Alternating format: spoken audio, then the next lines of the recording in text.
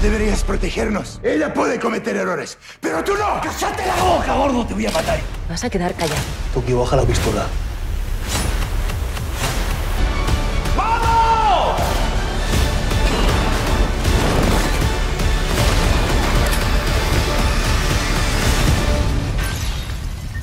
Esto es mucho más que un atraco y tú lo sabes bien. Halo guys, balik lagi Mr. X akan ngebahas film Money Heist Season 4. Pada season sebelumnya, Profesor tidak mengetahui bila Rachel masih hidup. Nah, apakah pada season ini akan terjadi kejutan besar dari Profesor ketika mengetahui Rachel masih hidup? Dan siapa sebenarnya musuh tersulit untuk dikalahkan? Langsung aja kuy, gue bahas story filmnya. Esto es mucho más que un atraco y tú lo sabes bien. Eits, sebelum gua mulai, jangan lupa klik tombol subscribe.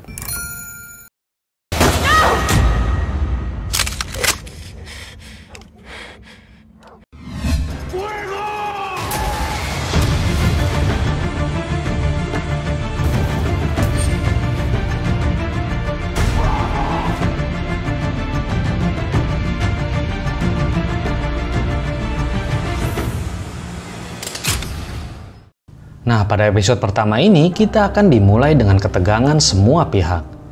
Pada season sebelumnya, Nairobi ditembak oleh polisi. Dalam ketegangan Nairobi yang tertembak, Nairobi meminta untuk dikeluarkan dari bank agar selamat dari maut. Palermo lalu memberitahu kondisi Nairobi yang sekarat pada Profesor dan meminta bantuan dokter bedah. Namun Profesor sendiri dalam kondisi terdesak.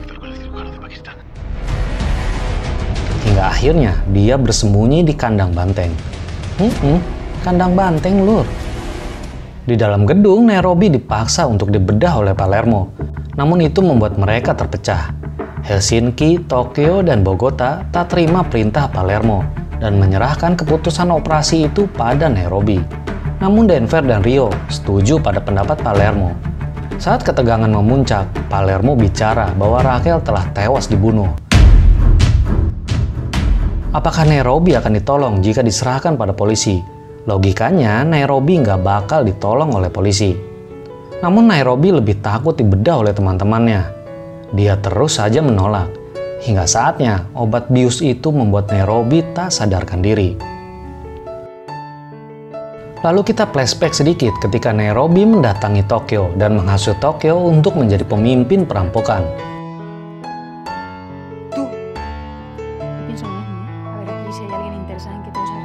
Dari sanalah Tokyo berencana memimpin operasi Nairobi. Palermo yang mendengarnya nampak kesal, namun tak mendebat perkataan Tokyo.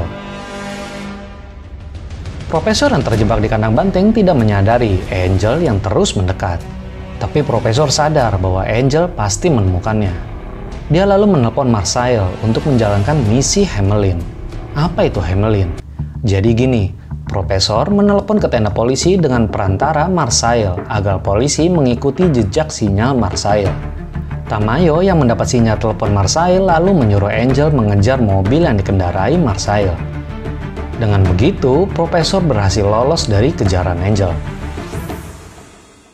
Di dalam sambungan telepon, Sierra menawarkan gencatan senjata selama 2 hari dan langsung diterima oleh Profesor.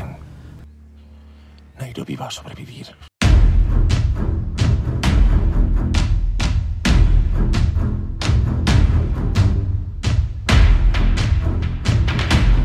Di balik itu, Marsail sengaja kecelakaan dan menyiapkan jebakan agar polisi mengira bahwa Profesor mengalami kecelakaan. Beberapa waktu kemudian, Profesor lalu diselamatkan oleh Marsail di kandang banteng. Mereka lalu pergi dengan mobil curian lainnya. Angel lalu menemukan mobil kecelakaan dan melihat barang bukti yang mungkin digunakan oleh Profesor. Namun tak lama, Angel ditelepon oleh Tamayo untuk datang ke Madrid bersama dengan Rachel. Nah, kali ini Tokyo akan memulai operasi Nairobi dengan bantuan video call ahli bedah yang telah ditugaskan oleh Profesor. Namun di dalam tenda, Tamayo diberitahu ada sinyal internet dari dalam bank. Tamayo lalu menyuruh anak buahnya menutup sinyal internet tersebut. Akibatnya, Tokyo yang sudah setengah jalan operasi Nairobi tampak panik kehilangan dokter yang membimbingnya. Dan tiba-tiba, indikator alat operasi menunjukkan Nairobi dalam keadaan yang kritis.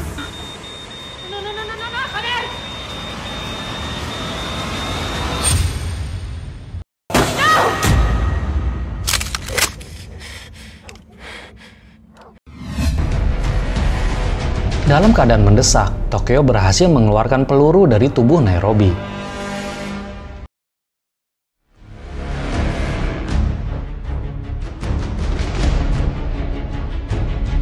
Secara mengejutkan, Raquel akhirnya tiba di tenda polisi dan bertemu dengan Sierra, teman lamanya. Dan lebih mengejutkan, Palermo saat ini ingin pamit dari bank karena merasa tidak diperlukan lagi. Namun kepergiannya dicegah oleh Tokyo. Keadaan lalu semakin menjadi tegang, karena Palermo ingin meledakkan bom. Namun tak lama Helsinki datang dan menenangkan situasinya.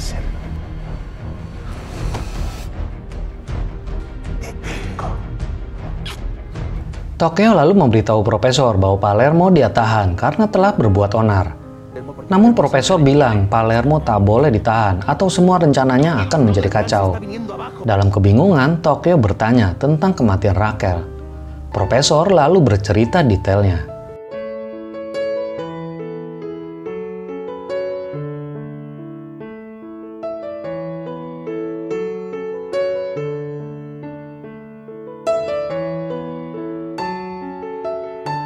Namun Tokyo melihat ada yang janggal.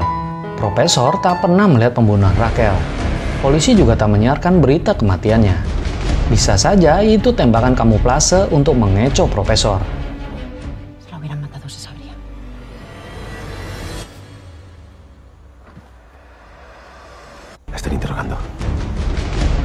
Dan memang benar, Raquel sedang diinterogasi di dalam tenda polisi. Di dalam tenda, Sierra mencoba mengalihkan pola pikir Raquel agar berpikir bahwa tak ada cinta abadi dari seorang pria.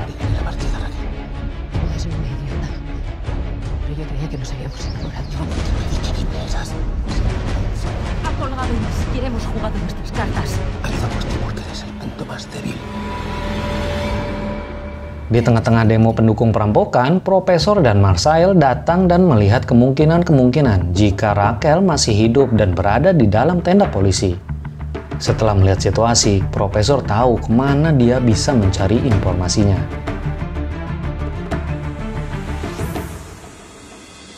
Di satu sisi, Palermo adalah seorang perampok, tapi saat ini dia diikat dan diperlakukan seperti tawanan.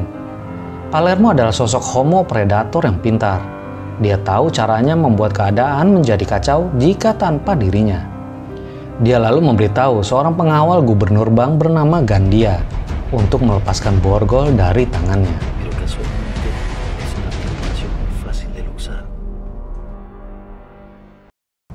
Pada malam harinya, Profesor mendatangi rumah Anton Nanzas. Dia adalah anggota polisi yang bekerja di dalam tenda polisi bersama dengan Sierra. Namun mencari informasi dari Anton Nanzas tak mudah. Dia berusaha kabur dan melompat keluar dari gedung apartemennya. Yah, mati dah.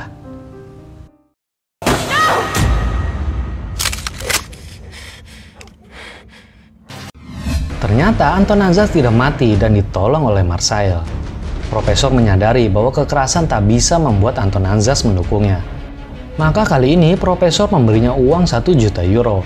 Dengan uang dan politik mana yang baik dan mana yang buruk, Anton Nanzas lalu ikut permainan Profesor. Dia lalu disuruh memperlihatkan jam tangan pada Raquel. Kita lalu flashback pada hari pertama perampokan terjadi. Di dalam mobil, Raquel menelpon anak dan ibunya. Setelahnya, dia lalu membakar telepon tersebut di dalam oven. Kenapa membakarnya? Karena dia tahu telepon itu bisa menjadi akses polisi menemukan ibu dan anaknya. Apakah membakarnya sempurna? Seharusnya sih iya. Namun tidak bagi Alberto. Insting dia sebagai ahli forensik bagaikan predator. Dia mampu mendapatkan informasi dari hal yang mustahil orang awam pikirkan.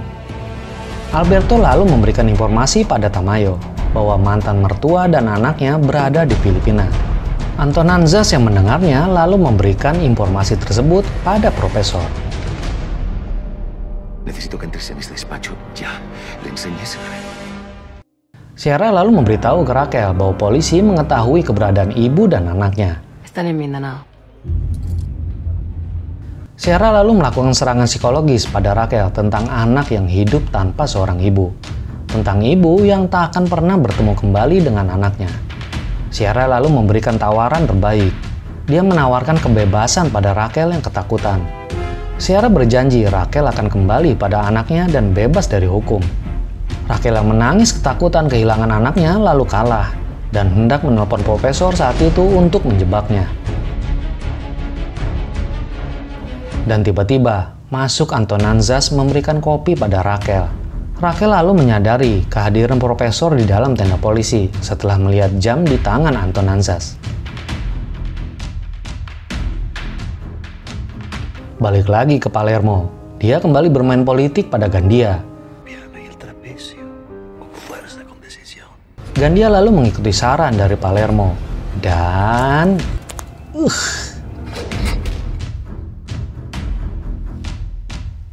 Rio yang melihat Gandia kabur lalu menggertaknya, namun dia tak berani menembaknya. Sama seperti dulu saat dia tertangkap, dia tak akan pernah bisa menembak. Miris memang. Aduh.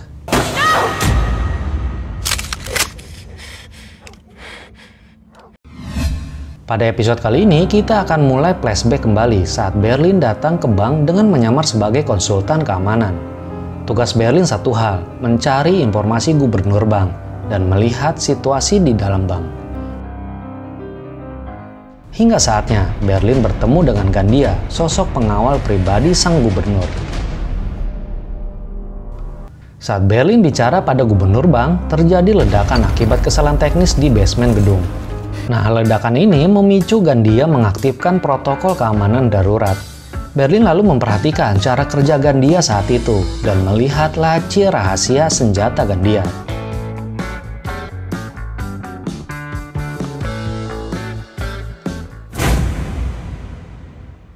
Menurut informasi dari Palermo, Gandia adalah sosok veteran perang yang dilahirkan untuk membunuh.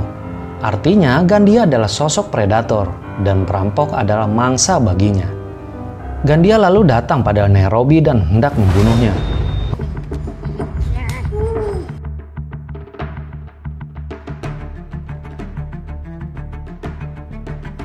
Namun aksinya gagal saat seorang tawanan melihatnya. Dia lalu lari bersembunyi ke dalam perpustakaan. Tokyo dan Helsinki lalu mengejarnya. Mereka berpisah untuk melihat keadaan. Namun tiba-tiba yang terjadi, Helsinki berhasil digantung oleh Gandia di perpustakaan. Tokyo yang melihat Helsinki tergantung lalu memanggil Bogota untuk menolong Helsinki. Mereka semua lalu menyalahkan Rio atas kaburnya Gandia. A mí hay algo aquí que me huele bastante raro. ¿Estás insinuando que soy un traidor? No lo sé, dímelo tú. No. Namun profesor mengingatkan bahwa Rio bukan pengkhianat dan semua harus fokus pada Gandia yang kabur saat ini. ¿Cuál es el plan, profesor? Kita lalu flashback kembali pada ingatan profesor pada ucapan Berlin. Saat itu Berlin bilang bahwa Gandia harus dibunuh atau semua rencana menjadi gagal. Tapi profesor tak mau ada pembunuhan. No somos unos asesinos. Entonces seremos unos cadáveres. Profesor lalu menyuruh timnya untuk waspada pada sosok Gandia. Gandia lalu pergi ke ruang engineer dan merusak sistem CCTV pada gedung. Itu membuat profesor tak bisa memantau pergerakannya. Gandia lalu pergi melalui ventilasi udara menuju toilet ruangan gubernur. Ternyata di sana ada pintu rahasia menuju ruang keamanan.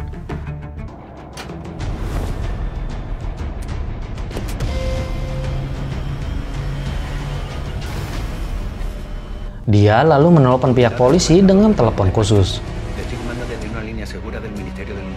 Dia lalu bicara pada Tamayo dan memberitahu keadaannya saat ini. Dengan senjata lengkap, Gandia akan menyerang para perampok.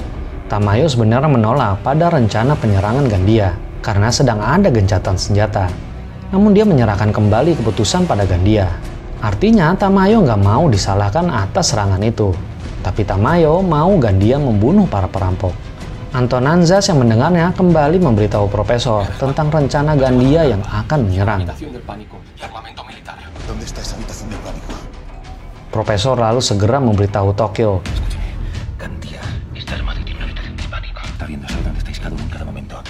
Namun tiba-tiba, Tokyo berhasil dilumpuhkan.